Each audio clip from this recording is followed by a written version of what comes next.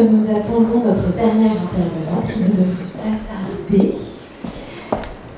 Donc, comme pour la table ronde précédente, n'hésitez pas à poser des questions directement avec le QR code, je l'ai à disposition, on pourra prendre vos questions à la suite de cet échange sur la thématique la nature en droit.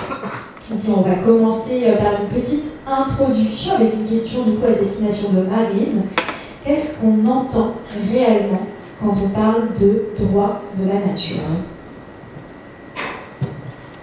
Oui, bonsoir à toutes et à tous. Donc, Marine Izquierdo de Notre Affaire à tous.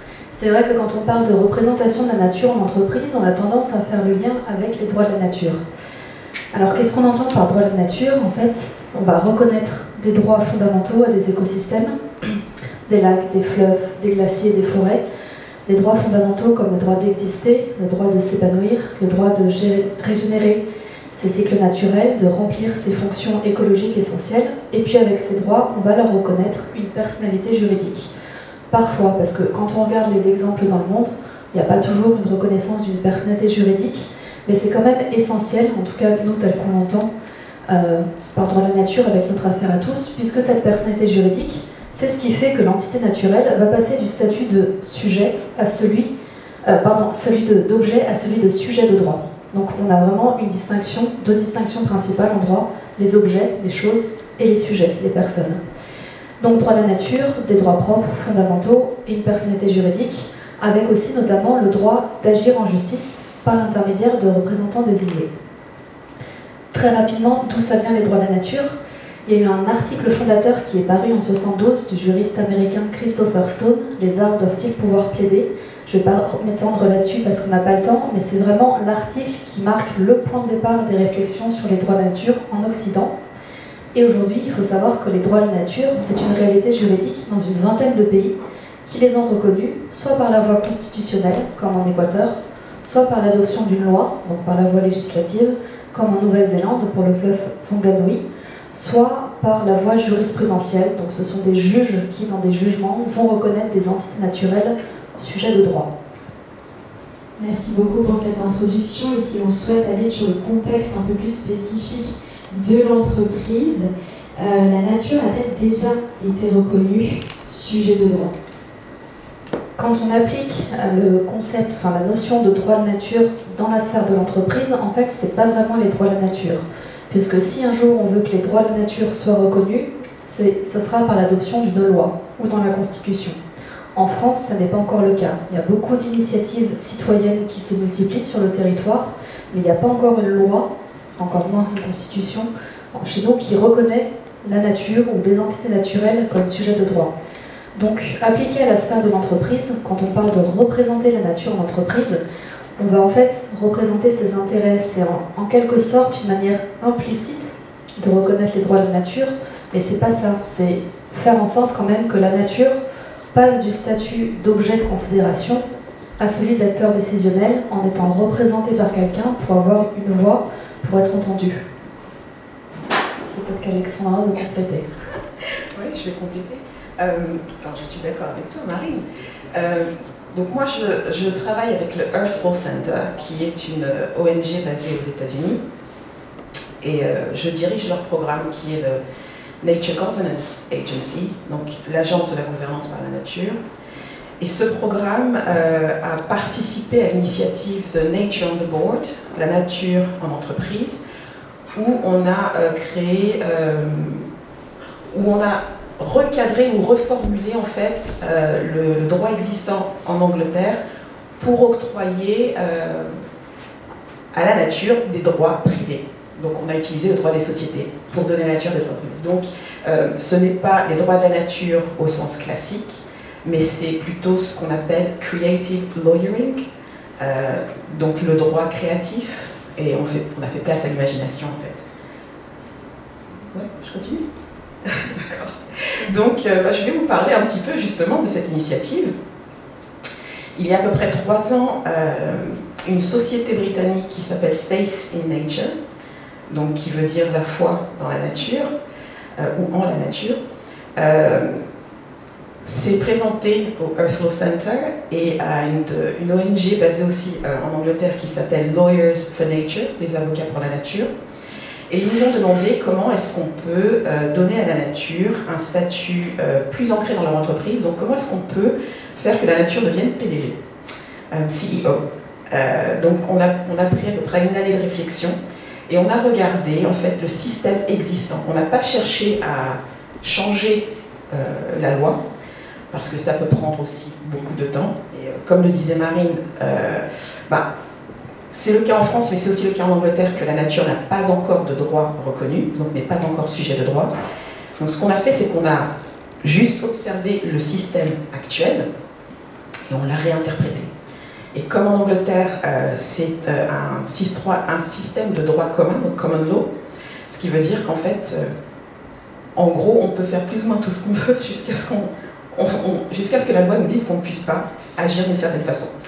Donc on s'est dit, ok, on va y aller, et on a réinterprété le concept de directeur ou d'administrateur, et on a donné à la nature un droit de siège, ou de siéger en tout cas au conseil d'administration de Faith in Nature, et on a donné à la nature en fait d'autres droits, un droit de vote, un droit de parole, un droit de regard, et donc moi j'ai été l'une des premières personnes à avoir le privilège de représenter la nature, donc d'être un human proxy, donc un proxy humain, pour parler au nom de la nature au sein de Faith in Nature.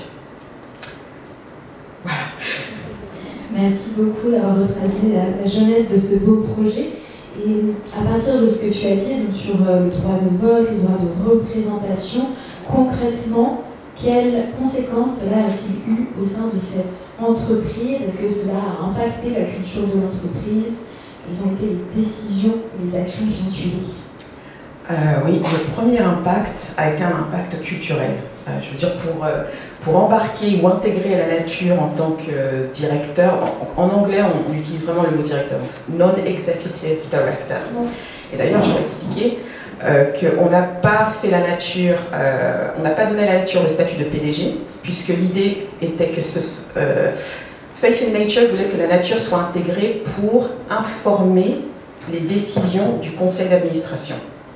Pas pour gérer les opérations de l'entreprise, mais pour véritablement informer ces décisions pour qu'elles soient écocentriques. Donc, on a fait en sorte que la nature soit non exécutif, donc elle n'a pas de pouvoir opérationnel. C'est plutôt une approche stratégique. Et la première chose qui s'est passée quand on s'est présenté, donc j'étais en partenariat avec Bronte Ansell de Lawyers for Nature, donc nous étions coproxy. Et la première chose qu'on a fait, en fait, c'est qu'on est arrivé pour observer. On a observé comment l'organisation fonctionne. Bronte vient surtout d'un courant, on va dire, plus droit de la nature, donc guardianship, gardienne de la nature, et d'ailleurs c'est ce que Faith in Nature a choisi d'adopter pour la représentation de la nature. Donc c'est pour faire en sorte de protéger les droits de la nature, qui ont été intégrés dans les statuts de la société. Donc ces statuts maintenant qui contiennent une obligation pour le conseil d'administration de prendre en compte les intérêts de la nature, mais aussi de faire en sorte que les décisions de l'entreprise n'aillent pas à l'encontre des intérêts de la nature. Donc c'est une double obligation. Et ce que ça a généré en fait, c'est un véritable changement culturel. Et la question qu'ils se sont posées dès le début et qui se posent encore aujourd'hui, c'est toujours qu'est-ce que la nature dirait? So what would nature say? Et le changement culturel le plus profond, en fait, c'est que même s'il y a un représentant ou une représentante de la nature au sein du conseil, le fait de se poser cette question et le fait d'avoir cette représentation ouvre un champ d'exploration, où on peut avoir des discussions qui ne sont pas uniquement basées sur l'agenda et qui ne sont pas uniquement des considérations économiques, mécaniques et extractives.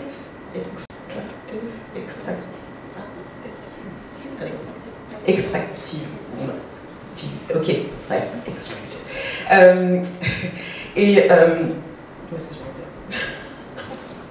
Voilà. Donc, maintenant, tout le conseil d'administration, en fait, est un peu comme un représentant de la nature aussi, puisqu'il commence à réfléchir en alignement avec les valeurs de la nature. Donc le directeur du marketing, par exemple, le directeur des finances, ce ne sont pas que des directeurs qui sont là pour les intérêts de la société, ils sont là aussi pour les intérêts de la nature au sens global. Donc la nature, ou en tout cas le concept de nature de Faith in Nature, c'est la nature qui représente l'environnement en général, mais en pratique, on considère que la nature est plutôt le vivant, donc tout ce qui est la communauté de la vie sur Terre. Et il y a eu effectivement des décisions bien plus concrètes, par exemple les bouteilles de tous ces produits cosmétiques aujourd'hui ne sont plus en plastique, même s'ils utilisaient du plastique recyclé. Aujourd'hui, on va utiliser des bouteilles en aluminium, puisque ça va permettre un recyclage infini. Il y avait également une décision qui a été prise de ne pas s'engager vers une production d'huile de palme. Et donc, ça a été pris avec la nature au sein de l'entreprise. Donc, il y a des décisions vraiment très concrètes. Alors, avoir la nature au CA ne garantit pas un droit de veto, en tout cas pas à Faith in Nature, mais il y a une obligation pour le conseil d'administration de prendre la nature en considération, et certaines réunions ne seront pas valides si la nature n'est pas présente. Donc il y a vraiment un engagement concret, plus que éthique et morale aussi. Non, je ne sais pas si j'ai le temps de rebondir, mais avec Alex, on a pas mal échangé de ce cas de Faith in Nature, et moi il y a 2 points que j'aime bien quand tu les racontes. C'est déjà aussi sur le Companies House, ils ont changé aussi, ils ont indiqué les représentants de la nature, que l'équivalent du RCS en France. Et aussi quand tu parles de l'exemple de salaire, est-ce que la nature a le droit de se prononcer sur la question des salaires, ce qui n'était pas une question évidente, qui a fait beaucoup débat au sein du CA, pour au final, enfin, si tu pouvais... Oui, c'est vrai. Dans les statuts, il y a ce qu'on appelle une clause qui se réfère aux Nature-Related Matters, donc les questions relatives à la nature. Sur ces questions, la nature doit être impliquée et les décisions ne peuvent pas être prises sans la nature. Mais il y a eu effectivement, sur un des agendas, la question de est-ce que parler du salaire des salariés, des employés, est une question de la nature. Et une des choses que personnellement moi j'ai évoquées, c'est que la nature, quand on l'entend dans le sens du vivant, en termes d'écosystème et donc d'interrelation, d'interconnexion, va inclure les êtres humains. Puisque ce côté social et ce côté humain va soutenir les intérêts de la nature. Si on n'est pas si on ne prend pas soin en fait des êtres humains qui font partie de la société, de la compagnie, éventuellement l'intérêt va s'évaporer en fait. On ne va pas nécessairement trouver la force non plus ou même l'espace de se battre pour les intérêts de la nature en général, puisqu'on va être beaucoup plus intéressé par ses intérêts personnels. Donc l'idée d'intégrer les êtres humains dans cette question, pour moi ça me paraissait évident, et c'est un point qui a été pris en considération. Merci beaucoup Ali pour cette réponse complète. Je vais vous poser à tous les deux une dernière question avant de laisser le micro au public. Donc n'hésitez pas à poser des questions grâce au QR code, je le répète. Donc, on a bien parlé de la représentation de la nature chez Faith in Nature, mais est-ce que la représentation de la nature peut-elle vraiment garantir un verdissement des entreprises? C'est toi qui commence. D'accord. Non. Non, ça ne peut pas garantir un verdissement, mais ça peut aider. Du point de vue de ELC-NGA, quand on est abordé par les entreprises pour intégrer la nature, nous on passe par un processus.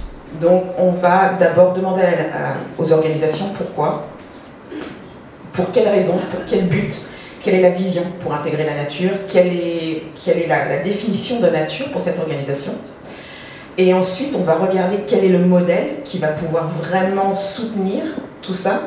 Et pour nous, c'est une façon de faire notre due diligence, audit. Et donc pour nous, c'est pour éviter le tokenisme et le verdissement aussi. Donc ça n'est pas une garantie, puisque ce qu'on fait, c'est qu'on veut véritablement s'assurer que ces organisations prennent la responsabilité et soient alignées et authentiques dans leurs approches. Mais je veux dire, ces organisations sont construites et sont imaginées et sont gérées par des êtres humains. Et c'est à nous tous aussi, personnellement, de prendre ces responsabilités. Donc c'est pour ça qu'on a tout un processus d'intégration avec un début, donc ce qu'on appelle onboarding, mais on a aussi un processus d'intégration qui va aller avec la gouvernance et le leadership. Parce que pour nous, intégrer la nature, c'est pas seulement pour dire « Ah, super, on a la nature au sein de l'organisation », mais c'est vraiment pour générer un changement intérieur, culturel, mais aussi extérieur pour notre société en général. Et donc, il faut que ce soit soutenu par une gouvernance qu'on appelle Nature Conscious Governance, une gouvernance par la conscience de la nature, donc le fait que nous sommes aussi la nature, et cette gouvernance ne peut être soutenue qu'avec Nature Conscious Leadership, donc un leadership de conscience de la nature aussi. Et pour compléter, comme Alex, évidemment, non, ça ne garantit pas.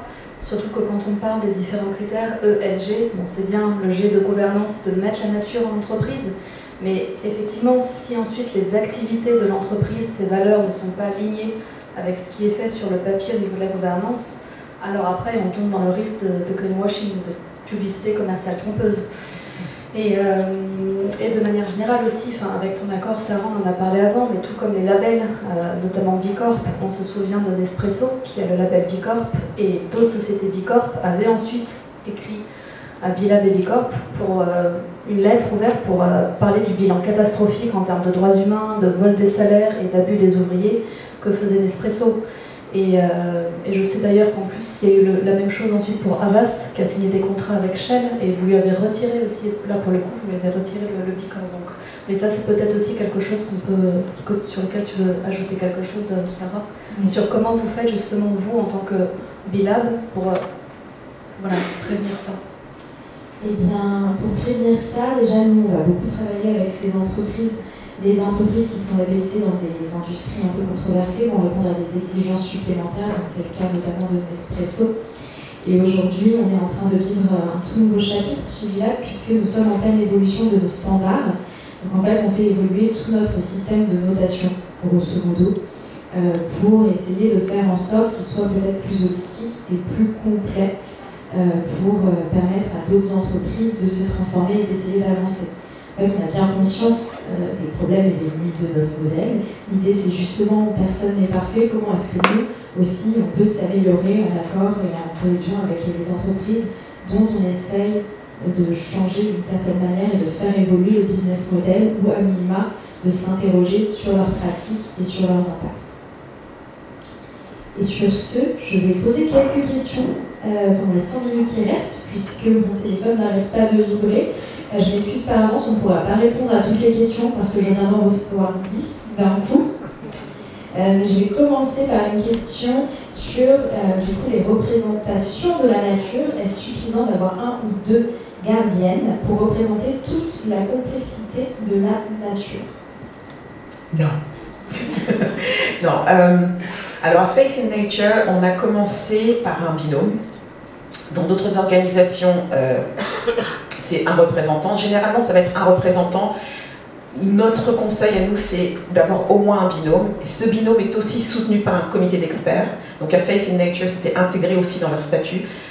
Maintenant, quand on parle d'expertise, nous, ce qu'on entend, c'est vraiment, c'est pas seulement le savoir, c'est aussi la sagesse.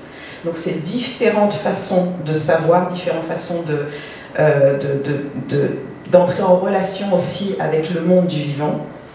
Et puis, au sein du Earth Law Center, on a un programme de co-développement pour les voies de la nature. Et à travers ce programme, nous, on crée des pods, donc des groupes de 5, pour que toutes ces voies de la nature puissent vraiment apprendre à se soutenir et à découvrir d'autres façons de parler au nom de la nature. Et donc l'une des premières questions qu'on pose aux organisations, c'est qu'est-ce que vous entendez par la nature? Donc en anglais, quand on parle de nature, enfin, dans notre cadre à nous, on parle du vivant, la nature en général. Mais pour certaines organisations avec lesquelles on a travaillé, pour eux, ça va être les arbres, les abeilles, ou tout l'écosystème qui va être nécessaire à la production d'un produit. Et donc on leur demande quelles sont les voix qu'ils veulent avoir au sein de cette représentation Et après, on essaye de les soutenir aussi pour identifier quelles sont les meilleures personnes pour les représenter. Maintenant, les représentants ne sont pas nécessairement des scientifiques ou des professionnels, mais ça peut être effectivement des personnes qui ont plus une sagesse indigène, autochtone, ou qui ont une autre façon d'aborder le relationnel à la vie en général. Donc, vraiment pour dire, non pas une seule personne. Et je dirais qu'il faudrait à minima 2, voire plus. Merci beaucoup, Ali. Il y avait une question assez similaire sur la place de la question animale dans les travaux. Je pense que tu l'as plus ou moins répondu en parlant du coup de la traduction avec le vivant. Donc une question peut-être plus juridique sur quid des modifications de l'article 1833 du Code civil, donc la loi Pacte, de prendre en compte les impacts des activités d'une société sur la nature. Faut-il de la jurisprudence? C'est la loi Pacte de 2019 qui a créé le statut d'entreprise à mission, qui leur permet de se doter d'une raison d'être. Mais là encore, la question c'est de savoir s'il y a jurisprudence sur ce...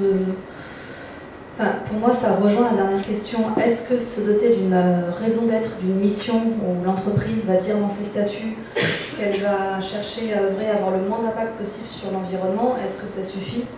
Là encore, non, je crois que non, parce qu'encore une fois, s'il y a un trop décalage entre ce qui est écrit dans les statuts et en pratique, les actes, les activités de l'entreprise, ça ne suffit pas. Mais est-ce que tu peux relire la quid de cet article? Quid des modifications de l'article 1833? Oui. De prendre en compte les impacts des activités. Oui, c'est bien, c'est vrai que ça a été une grande avancée en termes d'avancée de la RSE, mais encore une fois, ça ne suffit pas. Et pour donner un récent exemple de ce qui est écrit en pratique et ce qui ne va pas, tout le monde connaît les cannelés là à Bordeaux, Bayardran, ouais. Vous êtes au courant qu'ils ont été condamnés le mois dernier pour pratique commerciale trompeuse parce qu'ils mettaient que c'était fait maison et en fait tout était industriel. Donc voilà, encore une fois, si en pratique c'est pas ce qui est dit dans les statuts ou sur le site, etc., on s'expose à des sanctions.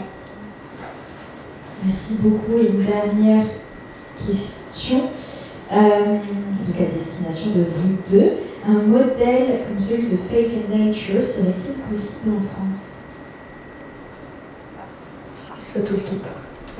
Oui, donc oui, c'est possible. D'ailleurs, je pense que France va pouvoir en discuter un petit peu après aussi. Mais l'une des raisons pour lesquelles on a créé cet événement, c'est aussi pour faire le lancement d'un toolkit, donc une boîte à outils.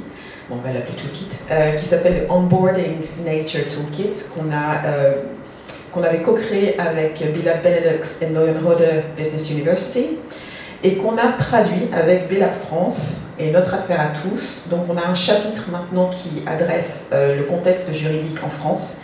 Le Toolkit fait part de 4 modèles. On a interviewé une dizaine d'organisations, dont Patagonia, Tony's Trickle Only, Faith in Nature, House of Hackney, Palais de Tokyo aussi.